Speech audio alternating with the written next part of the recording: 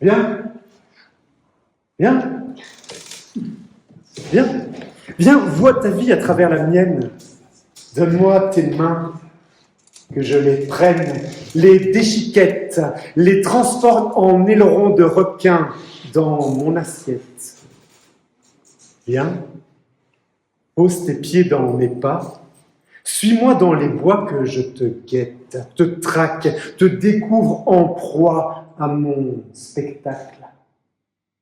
Viens, prends-moi sur ton dos, roule-toi en boule que je te cueille, te brise l'échine comme un goût cool. Made in Chine. La poésie, vois-tu, ne demande rien. Aucune image forte sous la lame de mes écailles. Aucun sens caché dans le détail de tes larmes.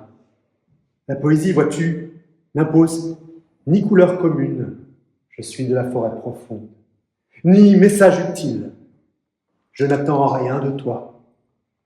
La poésie, vois-tu, ne quémande pas, elle exige, et tu viens à moi.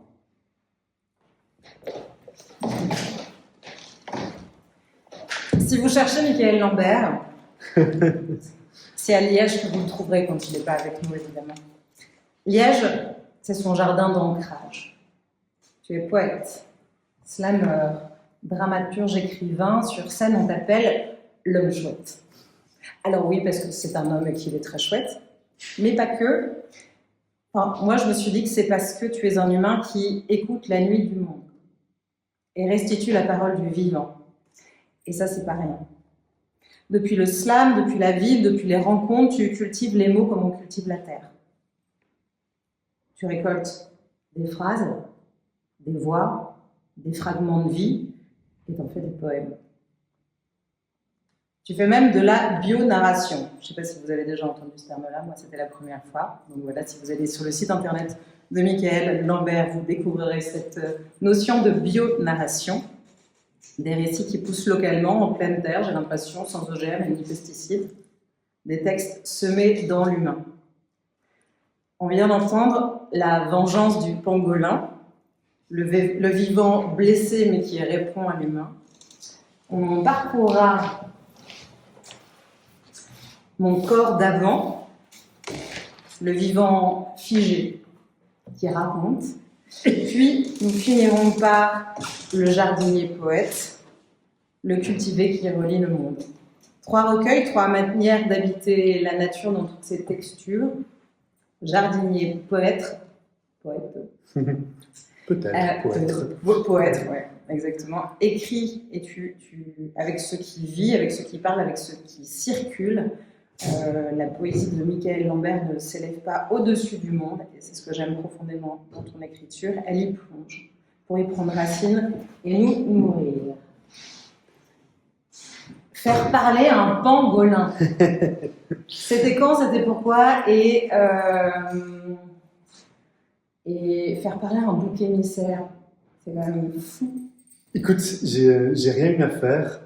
Il y a un jour un pangolin qui est venu à moi et qui m'a dit « Entends-moi. Okay. Entends-moi, je ne te parle pas avec ma voix, ni mes lèvres, ni ma langue, ni mes cordes vocales qui tremblent. Je ne te parle pas avec mes mots, ni mes idées, ni mes idéaux.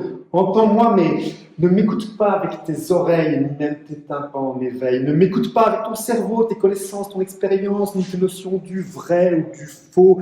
Entends-moi, je te parle avec tout mon corps. Ma peau, mes tripes, mes os, je te parle avec toute mon âme, la lumière qui m'habite, mon énergie, mes esprits. Je te parle avec le pouvoir d'une poussière d'étoiles. Je te parle comme un père, un frère, un fils, une vibration qui nous relie. Entends-moi, écoute-moi de tout ton être, de tout ton cœur à ta tête, de ton sang à ton souffle qui se mêle dans tes veines. Écoute-moi de toute ton essence, ton intuition, ton génie. Cette étincelle qui donne du sens et nous rend tous deux pareils. Écoute-moi avec le même pouvoir de notre semblable étoile. Écoute-moi comme une mère, une sœur, une fille, une seule vie qui nous unit. Entends-moi et réponds. Nous avons ce pouvoir profond. Parle-moi en silence, je t'entends en conscience. Entends-moi et parle. Déployons ce dialogue total. Nous sommes des magiciens à la parole féconde, qui engendront le monde de nos mots et de nos mains. Dans le silence des machines, la forêt me sera rendue, le chant des oiseaux, la raison des orages, le ruissellement de l'eau, la mousson des sages, en l'absence de l'homme. La vie voudra être vécue, le retour des saisons, des graminées, des lianes, la lente succession qui nourrissent la savane, sans la fureur humaine et son intelligence vécue, même le fruit pourri produit la moisissure, qui se fera encore du souci pour la survie de la nature. J'ai pas écrit ça, tu vois. C'est un pangolin qui voulait le dire à travers moi. Et j'avais envie de répondre. Alors Martine, au tout début, m'a demandé qu'on explique pourquoi l'homme chouette. Et alors je l'improvise, je le connaissais de scène slam. Je suis l'homme chouette. L'œil rond vert, de jour comme de nuit, tourne la tête pour mieux te sourire, pour mieux te connaître. Je suis l'homme chouette. Et toi? Et toi? Et toi? Et toi? Et toi? Qui es-tu? Ce matin, les yeux ouverts, je suis l'Indien Garani, au dos brisé comme les rêves de ses ancêtres, pour avoir récolté de la canne à sucre la sève qui coulera aujourd'hui dans le réservoir de nos moteurs. Ce soir, je m'endors sans image, je suis le dernier fils de Sukakam, au Gers sans terre, les massifs de Tripa, à Bandach et à la recherche du souffle qui relèvera en leur sanctuaire, le palmier à huile de Sumatra, sacrifié pour frigotarder notre beurre. Je suis l'homme chouette, l'œil rond vert de jour comme de nuit. Et toi, qui es-tu? Sur une scène slam, j'ai 3 minutes. Là, je le coupe pour qu'on ait le temps d'enchaîner sur d'autres choses. Je te laisse maîtresse du temps. Ah, oh là. C'est une responsabilité. Je crois qu'on peut peut-être... Ah oui, comment tu voulais enchaîner sur mon corps d'avant? Comment je voulais enchaîner sur ton corps d'avant, mais quelle phrase. Je voulais déjà vous dire que La Vengeance du Pangolin, c'était aux éditions Malmström Révolution dans la collection Bookleg, une très très belle collection, plus de 300 titres à 3 €. Ça, c'est peut-être aussi, tu pourras nous dire un peu ton lien avec cette maison d'édition.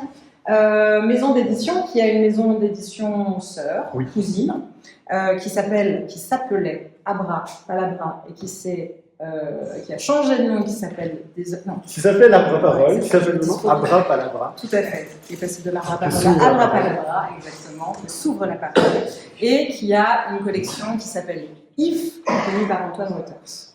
Et donc, vous l'avez entendu, j'ai une poésie très orale et que j'ai déployée sur scène, très souvent sur les scènes slam. Je suis vraiment séduit par le...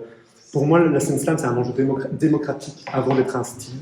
C'est vraiment... donc, ça a été une bonne part de mon militantisme, notamment mon militantisme écologiste. Je l'ai vécu sur la scène slam. Et la collection Bookleg, je trouve vraiment un support de cette poésie orale et un support d'une poésie vraiment... populaire au sens premier du terme, c'est-à-dire qu'à 3 €, elle est accessible à tout le monde. C'est une collection qui nous supporte à énormément de voix différentes. Donc il y avait déjà ce soutien qui m'a ouvert les portes pour la suite. D'ailleurs, mon premier roman, j'ai un soutien de la Fédération Wallonie-Bruxelles parce que j'ai fait publier grâce à David Giannoni chez Malmström. Et donc La Vengeance du Pangolin, c'était une petite forme rapide, facile, et David Giannoni m'a tout de suite dit oui pour les Bookleg chez Malmström. Par contre, et je vais lire encore un extrait du Pangolin qui fait sans doute le lien avec mon corps d'avant, qui alors là est une poésie narrative qui raconte quelque chose qui m'est arrivé, et la collection If d'Abra Palabra, dirigée par Antoine Waters. J'adore le travail d'Antoine Waters, sa poésie dans son écriture narrative, dans ses romans, dans ses récits. C'est vraiment le cœur de sa collection, la collection qui dirige à la Maison de la Poésie d'Amet. C'est cette poésie narrative. Ces formes, on parlait tout à l'heure de formes hybrides, de formes... je trouve qu'Antoine a aussi cette singularité-là. Et juste parce que je trouvais que voilà, il y a vraiment quelque chose de conjoint dans l'écriture entre mon corps d'avant et le pangolin. Mon cœur connaît un battement de plus que le tien. Mon cœur connaît un battement de plus que le tien, un battement commun, un battement non humain. Mon cœur connaît un battement de plus que le tien, un battement que je partage avec la sève la lave et l'eau des océans. Mon cœur connaît un battement de plus que le tien quand tu t'attaches à ton rythme, que tu tiens trop à toi, quand tes bruits tachycardes écrasent tous les cœurs qui battent. Mon cœur connaît un battement de plus que le tien, un battement cadeau, un battement que je t'offre si tu voulais en prendre conscience, un battement comme un lien qui ferait de nous deux frères de sang, des enfants de l'eau, de la terre, des parents, un battement de plus que le tien. Mais mon cœur connaît un battement de plus que le tien, que je t'apprendrais bien. Si ton cœur lent voulait prendre le temps. Voilà. Transition, en effet, toute trouvée vers mon corps d'avant, récit en effet, récit d'un basculement, récit d'un battement qui ne se fait pas, récit du vivant qui se fige. À quel moment, on va peut-être en discuter un peu avant de passer dans la lecture, mais à quel moment as-tu senti que cette expérience de vie, cette expérience de l'intime, celle du corps, devait se traduire en poésie? Est-ce que c'était une évidence que ça passe par le geste de l'écriture? Est-ce qu'il y a eu, est-ce que ça s'est écrit en même temps que la réparation, et en tout cas la réparation du corps et de la santé se recouvrait? Tu peux nous en parler un peu? Alors, fondamentalement, et comme c'est de la poésie narrative, je raconte tout ça dans le recueil. J'ai la chance de m'occuper d'un lieu à Liège qui s'appelle le Jardin Poème, qui est vraiment un ancien verger transformé en jardin collectif avec des chantiers collectifs. Je suis vraiment les doigts dans la terre, et où on accueille des lectures poésie, des ateliers d'écriture. Et ce jour-là, j'étais littéralement en train de faucher. J'utilisais une faux pour couper de hautes herbes quand je suis tombé. Tout de suite, il m'arrive des choses qui sont de l'ordre de la poésie. Je ne vais pas réussir à écrire tout de suite, il va me falloir du temps, et j'en parle ici, mais tout de suite, les mots sont présents dans mon expérience, et alors je cherche ma voix à ce moment-là. Et c'est des récits comme Scalp de Christine Aventin, dans la collection If, qui raconte aussi un problème de santé, qui m'aide à me dire que oui, c'est de la poésie. Ce que j'ai vécu, pour moi, c'est de la poésie. J'arrivais pas à exprimer aux gens autrement que de dire, on pourrait dire une expérience extatique, mais c'était poétique avant tout. Et ça donne ceci. Ça fait 6 ans maintenant, mais à l'époque, c'est 2 ans. 2 ans. 2 ans déjà que dure le deuil de mon cœur d'avant. Le matin étale sur la table mes médicaments. Mon corps réveillé chimiquement. 2 ans. 2 ans déjà à vivre avec un autre moi. L'après-midi s'étire, rêve alourdi, fatigue chronique. Cloué au lit par une artère métallique. 2 ans. 2 ans déjà à remettre en route un cœur qui doute. Tombé au sol, sous un frêne, pour ralenti. Mon corps et l'arbre, même sève. Tombé au sol, les yeux au ciel, sous un nuage qui ne dessine qu'une seule aile, clin d'œil. Ce n'est pas encore aujourd'hui que je m'envole. Omoplate écrasée, soudée comme un fossile, aile brisée, mon torse se défile. Tronc abattu, épaules aplaties, squelette nu, mon équilibre dégringole. Tombé au sol, dans les ronces, j'inspire et plonge les racines de ma prochaine vie à chaque expire. Tombé au sol, peur envolée. Révélation, aucun lit ne m'a jamais soutenu aussi sereinement. Tombé au sol, au pied de ma compagne qui veut me relever, que je vive. Je rigole. Elle appelle les secours, se voit seule. Je me repose. Ma peur volache, elle l'accueille sur ses épaules. Incapable de bouger, voilà le brancard. Qu'est-ce qui m'arrive, monsieur le brancardier? Vous faites un infart. Vais-je crever? On va vous stabiliser. Moi, j'ai de l'espoir. L'ambulancier, c'est gyrophare. Tombé au sol, aveugle au réel, toujours en vie. Confiance en elle et nouvelle philosophie. Je n'ai pas du tout sur le temps, donc tu m'arrêtes, tu me dis... D'accord. On continuerait bien un peu. Tu continues? Mais avant qu'on arrive au jardinier poète, alors je vais faire. Donc je raconte vraiment tout ce qui m'arrive, l'infarctus, la revalidation, la convalescence, tous les effets secondaires. Oui, Voilà. ce texte est... Mais tu veux que je lise celui-là. En fait, je t'ai découvert sur scène avec ce texte-là. D'accord. Oui. Alors, je ne sais plus à quelle page se trouvent les effets secondaires. Tu vois, c'est ça, je n'en avais pas préparé celui-là. C'est organique, tu le sais. C'est ça, exactement. Alors, il y a un chapitre qui s'appelle effets secondaires, et évidemment, c'est le premier du chapitre effets secondaires. Pourquoi je cherchais, en fait. Tu veux que je lise celui-là. Trouble de la digestion. En désamour avec mon alimentation, douleur musculaire, mes membres en colère contre le moindre de mes mouvements. Saute d'humeur, moral en berne, plus de joie au cœur. Lancement de poitrine, pic de peur que la crampe ne soit l'annonce, angoisse de la prochaine crise. Bref, soulagement, profond marasme, panne d'érection, perte de vigueur, le plaisir s'en va mollement. Ceci n'est pas un poème déprimant, mais la liste des effets secondaires de mes médicaments. Je voulais juste que je dise ça de manière abrupte. Alors ça fait rude. Hein, si je passe, j'arrive à... Donc ça va mieux depuis. Et voilà, j'avais envie de, avant de passer à... Parce que vraiment, c'est ce moment-là qui me reconstruit dans mon jardin, qui me construit avec mon jardin, et qui me permet après de devenir ce jardinier poète, ce métier que j'essaie d'inventer au quotidien. 2 années en vain pour soigner mon cholestérol, je courais les médecins. J'étais un barbare ignorant la berbérine. Aujourd'hui, je teste son pouvoir alcaloïde médecine. Je plante des forêts d'épines vinettes, des buissons entiers de mahonia de toute espèce. Des mahonia de toute espèce. J'étais un idiot, inconscient de ses besoins. À présent, je prête allégeance aux plantes. La nature est ma déesse, mon guide, mon médecin. À chaque saison, je bourgeonne, j'éclose, je porte des fruits et je me repose en mes racines.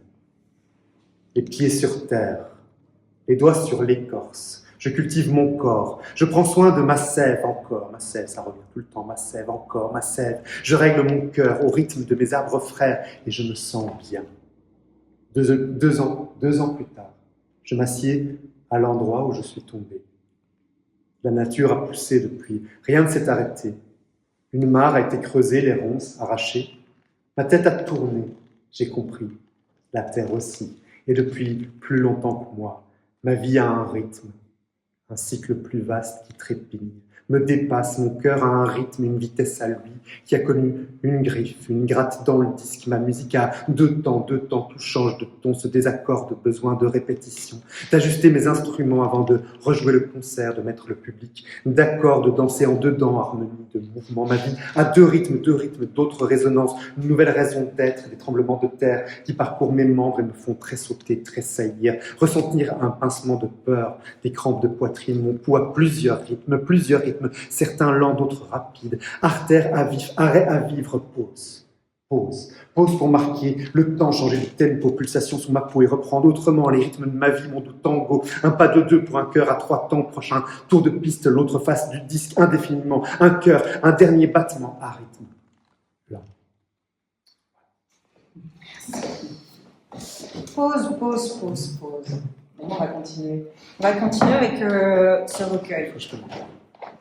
Encore aux éditions Maelstrom dans la collection Routledge cette fois-ci, Le jardinier poète. Un métier, ça ne suffisait pas, il a fallu que tu en accoles 2 jardiniers.